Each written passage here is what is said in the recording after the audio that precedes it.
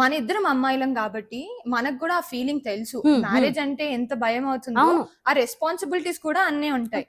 ఇప్పుడు ఒక 18 ఇయర్స్ అమ్మాయి లేదంటే అండర్ ఏజ్ మైనర్ అమ్మాయిని పెళ్లి చేసి పంపిస్తారు. ఆ అమ్మాయికి ఇల్లుని ఎలా చూసుకోవాలి, వంట ఎలా చేయాలి, ఆ మ్యారేజ్ ని ఎలా మేనేజ్ చేయాలి, హ్యాండిల్ చేయాలి, ఏ ఒక్కటి తెలియదు.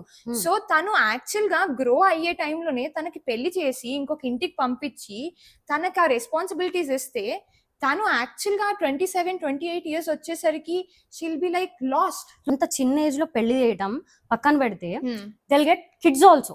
అండ్ దెన్ వాళ్ళకి కరెక్ట్ గా మెచ్యూరిటీ వచ్చి, ఐ బిలీవ్ దట్ 23-24 ఇయర్స్ కి ఒక అమ్మాయి మెచ్యూర్డ్ గా ఆలోచించగలుగుతుంది, సెల్ఫ్ డెసిషన్స్ ఆ పాయింట్ ఆఫ్ టైం కి తీసుకోగలుగుతుంది. సో ఆ పాయింట్ ఆఫ్ టైం తన లైఫ్ లో వచ్చేటప్పటికి తనకు ఆల్రెడీ పిల్లలు ఉంటారు, తనకు ఆల్రెడీ ఒక ఫ్యామిలీ ఉంటది. She wanted to lead her life. తను ఏదో చేయాలనుకుంటది లైఫ్ లో, అరే నేను ఇండిపెండెంట్ గా ఉండాలని అనుకోవటము. ఎందుకంటే చాలా చిన్న ఏజ్ లో ఈ ప్రెషర్స్, ఈ మ్యారేజ్, కిడ్స్ ఇవన్నీ చూసి తను ఫెడ్ అప్ అయిపోతుంది. Yes, We can't blame her.